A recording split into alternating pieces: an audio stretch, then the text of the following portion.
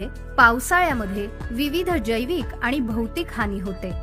माणसे, जनावरे, झाडे, घरे अशा गोष्टींवर वीज पडून नुकसान होते।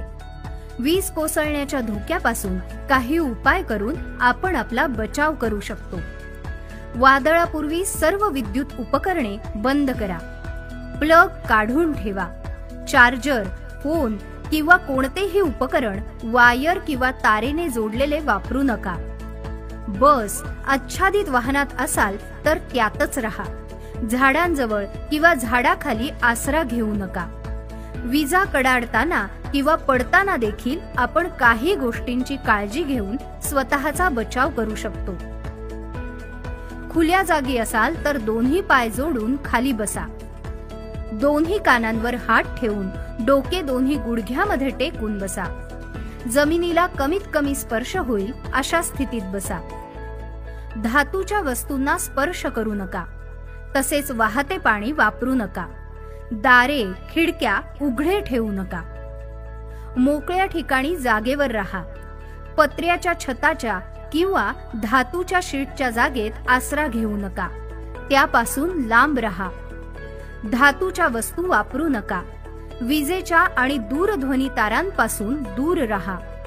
जलतरण तलाव, सरोवरे किंवा छोट्या बोटीत असाल तर पाण्यातून बाहेर या।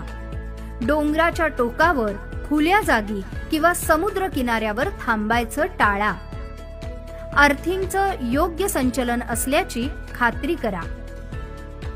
वीज कोसळून होणाऱ्या धोक्यांपासून पशुधनासाठी उपाय। जनावरांना तलावापासून किंवा नदीपासून दूर ठेवा।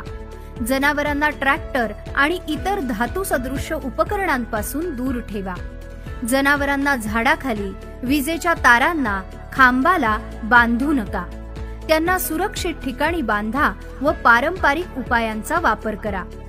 तीव्र गडगडाटी वादळात तुमच्या जनावरांना आश्रय देण्यासाठी तुमच्या घरामध्ये किंवा जवळ सुरक्षित क्षेत्र निवडा।